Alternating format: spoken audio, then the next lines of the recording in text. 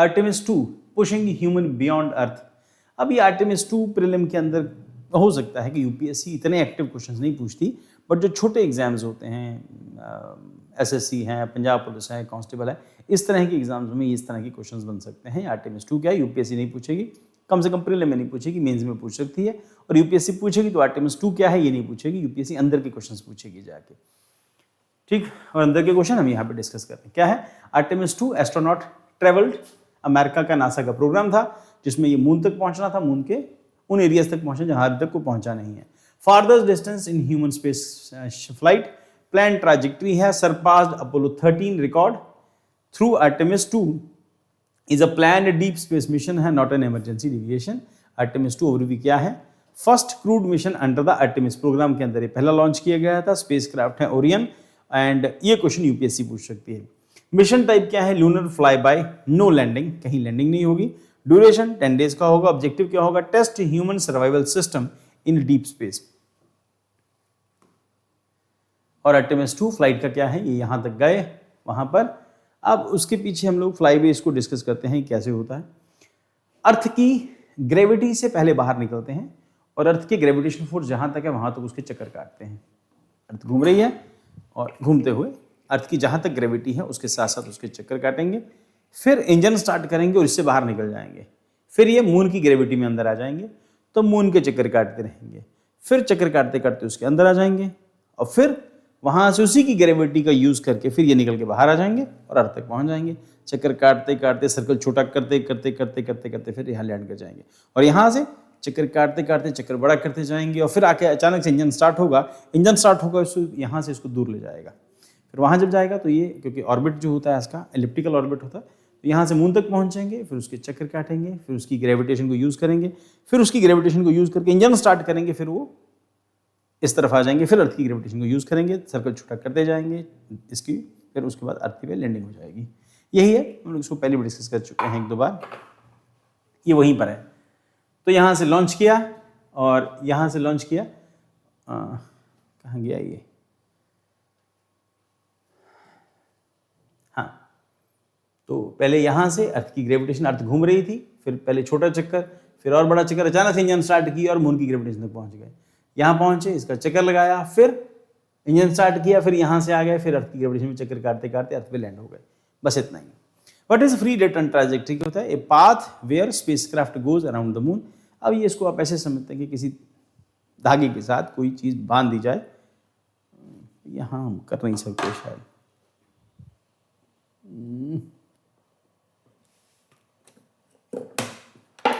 ये है, तो देखते हैं समझ आता है आपको कि नहीं।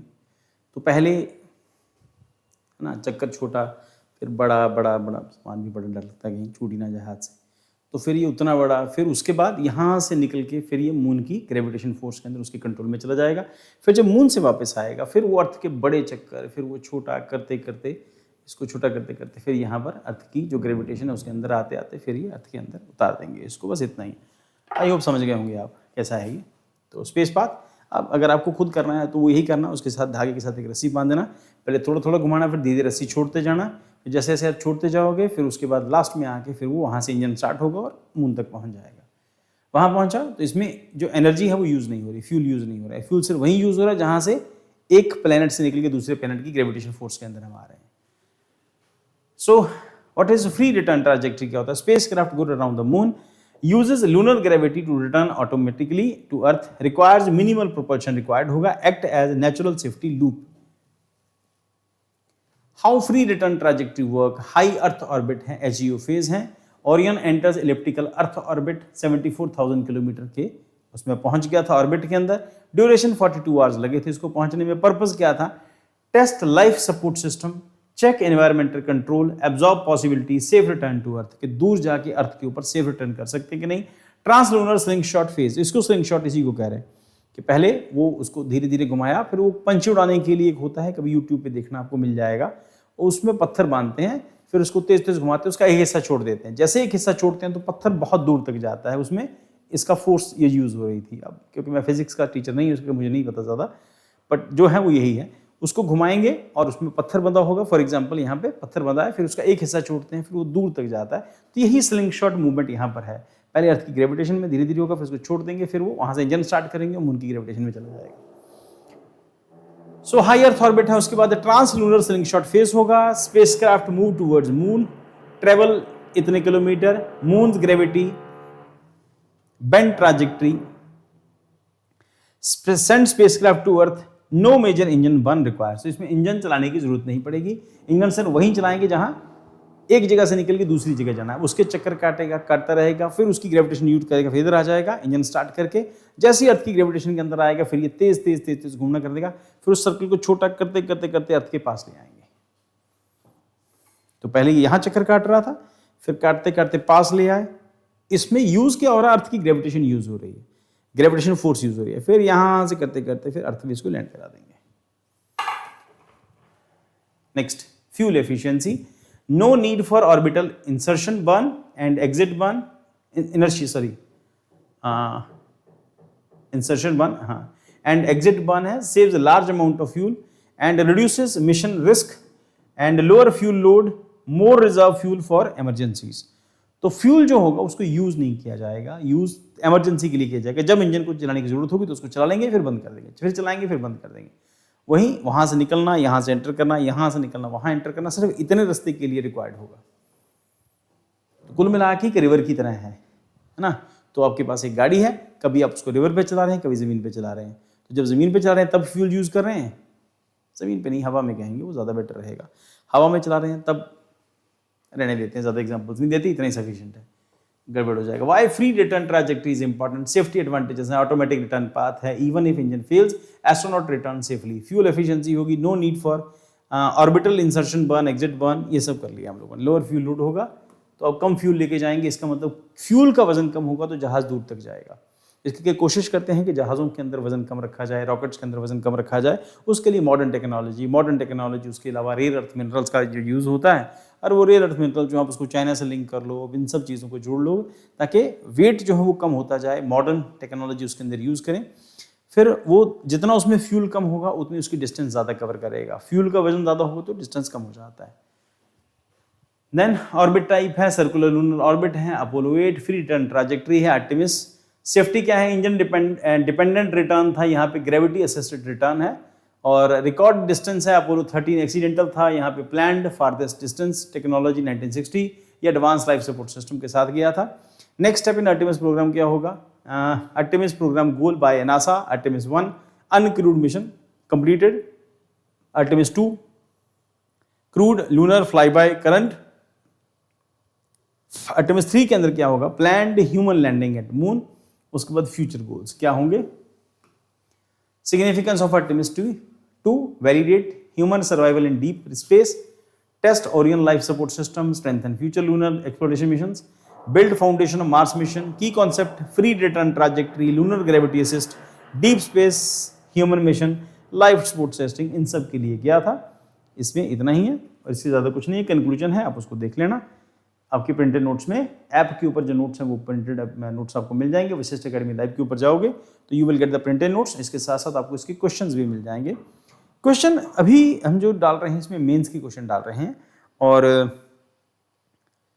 उसके बाद जब आप क्लासरूम में आते हो तो आपको जो प्रीलिम के जो क्वेश्चन है, जो भी टॉपिक हमने डिस्कस किए हैं, तो प्रीलिम के क्वेश्चन उसी फ्री मटेरियल के कंटेंट में मिलेंगे, बट आपको वो जो क्वेश्चन है क्लास में बैठ के सॉल्व करने हैं। इससे ये पता चलता है कि आपने करंट अफेयर कितने अच्छे से पढ़ा है।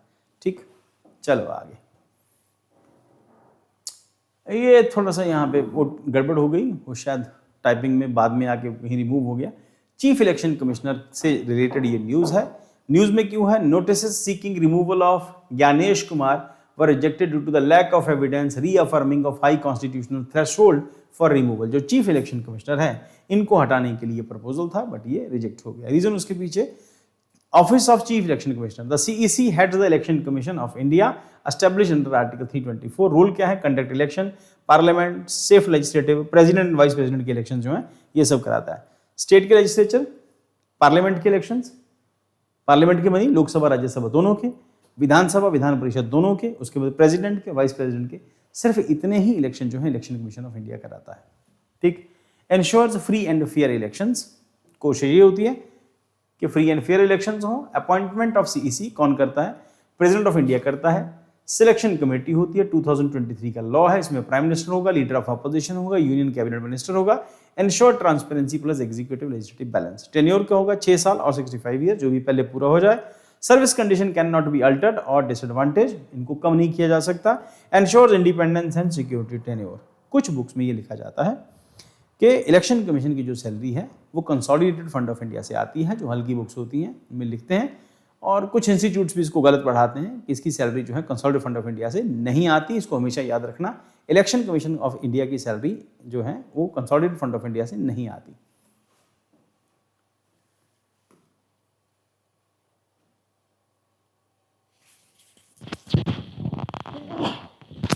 Sorry. The CEC by ECI exercises wide power under the Article 324. Core function क्या है? Superintendence, direction, control of elections, preparation and revision of electoral roll, conduct of the free and fair elections, monitoring election expenditure, enforcement of model code of conduct, इन सब को manage करना इसका काम है। हम लोगों ने प्रीवियस क्लास डिस्कस की थी, तो आप लोगों को पता होगा, उसमें हम लोगों ने फॉर्म 6 डिस्कस किया था और ममता बनर्जी ने कंप्लेन की थी कि फॉर्म 6 ज़्यादा भरे गए। तो उस न्यूज़ को इस न्यूज़ के साथ जोड़ के कर लेना, फॉर्म 6 वाली न्यूज़ को और इस वाली न्यूज़ को। Next, can act in areas where law is silent, recognized by Supreme Court, makes ECI Election Commission of India powerful constitutional authority। कुल मिला के इलेक्शन कमीशन ऑफ इंडिया का फेयर एंड फ्री इलेक्शन कराना ही इसकी जिम्मेवारी है। जो भी पावर सरकार में होती है उसके ऊपर हमेशा ब्लेम लगते हैं कि इनका जो इलेक्शन कमिश्नर ऑफ इंडिया है ये सरकार की फेवर में काम कर रहा है, वो हो सकता है पॉलिटिक्स का एक पार्ट है। नेक्स्ट, कॉन्स्टिट्यूशन प्रोविजंस क्या है? आर्टिकल 324 क्लॉज 5, प्रूव्ड मिसबिहेवियर और इनकैपेसिटी। अगर ये पता चल जाए कि इन्होंने मिसबिहेव किया है, यानी कि इन्होंने कोई गलत काम किया है या ये कैपेबल नहीं है, इनकैपेसिटी है, तो उसके ऊपर एक्शन हो सकता है, रिमूव हो सकता है। रिमूवल का प्रोसेस क्या है? सेम एज सुप्रीम कोर्ट जज। क्या होगा? मोशन पार्लियामेंट के अंदर आएगा, बोथ हाउसेज में पास होएगा और उसके बाद रिक्वायर्ड स्पेशल मेजॉरिटी यानी 2/3 मेजॉरिटी रिक्वायर्ड होगी दोनों हाउसेज से, यानी लोकसभा से अलग से बिल पास होगा 2/3 मेजॉरिटी से और राज्यसभा में अलग से बिल पास होगा ना, वही 2/3 मेजॉरिटी पास होगा। मेजॉरिटी ऑफ टोटल मेंबरशिप होगी, 2/3 of members present and voting, ensures protection from arbitrary removal. Comparison CEC versus election commission. अब एक इलेक्शन कमिश्नर है और उसकी हेल्प के लिए 2, एक चीफ इलेक्शन कमिश्नर है और इसकी हेल्प करने के लिए 2 इलेक्शन कमिश्नर्स हैं। इन्हीं दोनों में से जो सीनियर होगा वो चीफ इलेक्शन कमिश्नर बनेगा। रिमूवल सुप्रीम कोर्ट की जज की तरह है। उसके बाद ये सब न्यूज समरी क्या है? Removal notice signed by 63 Rajya Sabha MPs, 130 Lok Sabha MPs, rejected by speaker Lok Sabha, chairman Rajya Sabha.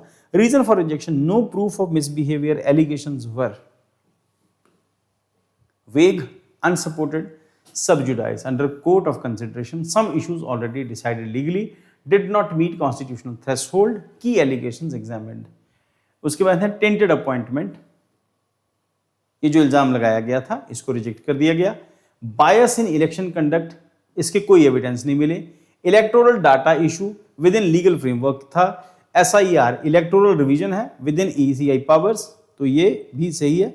मतलब ये है कि इनके ऊपर जितने इल्जाम लगाए थे कोई भी प्रूव नहीं हुआ।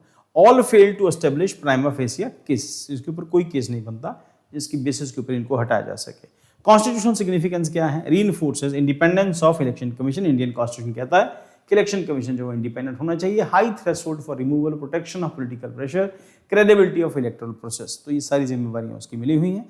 हमेशा ऑपोजिशन को यही लगता है कि जो सरकार है वो मिली हुई है। जब बीजेपी पावर में नहीं थी तो उस टाइम पर ये भी ईवीएम को ब्लेम किया करते थे। उनके एक लीडर हैं नरसिम्हा राव, तो उन्होंने तो एक बुक भी लिखी थी इसके ऊपर। बीजेपी के एक लीडर थे, उन्होंने बुक भी लिखी थी। और बाद में जब पावर में आते हैं तो लगता है सब सही है। जब ऑपोजिशन जब इलेक्शन हारती है तो ज़्यादा शोर मचाती है, या जब ऑपोजिशन के हारने के चांसेस ज़्यादा होते हैं या जो स्टेट पार्टी उनके हारने के चांसेस ज़्यादा होते हैं तो इस तरह के ब्लेम लगाए जाते हैं। कुछ हद तक हो भी सकता है कि सरकार की थोड़ी बहुत फेवर करता हो, इसमें कोई शक नहीं है। डेमोक्रेसी है यहाँ पर, ये थोड़ी थोड़ी चीज़ें हर दुनिया की हर डेमोक्रेसी में होती है, हमारे यहाँ भी हो सकती हैं। हाई थ्रेशोल्ड है रिमूवल का, protection from the political pressure है, credibility of electoral process. And key takeaway for UPSC क्या है? CEC is not removable easily only through rigorous parliament process होगा, ensures neutrality and autonomy of election, मतलब इसको हटाना आसान काम नहीं है। लोकसभा और राज्यसभा से सेपरेटली 2/3 मेजोरिटी से बिल पास होगा, तब जाके होगा। पहले चार्जेस फ्रेम होंगे, हटाने का प्रोसेस होगा, फिर उसके बाद कई सारी चीज़ों के बाद ही स्पीकर हटाया जा सकता है। इतना आसान नहीं है स्पीकर को हटाना। सो कंक्लूजन है, इसको आप लोग देख लेना, इंपॉर्टेंट है। कंक्लूजन हमेशा इंपॉर्टेंट रहेगा जब आप यूपीएससी मेंस प्रिपेयर कर रहे हैं। तो अल्टीमेटली यही इंपॉर्टेंट है कि आपने स्टार्ट कैसे किया और आप कंक्लूजन में क्या लिख रहे हैं। बीच की बॉडी जो है वो भी इंपॉर्टेंट है। इन तीनों को जोड़ के ही यूपीएससी में एग्जामिनर आपको मार्क्स देता है।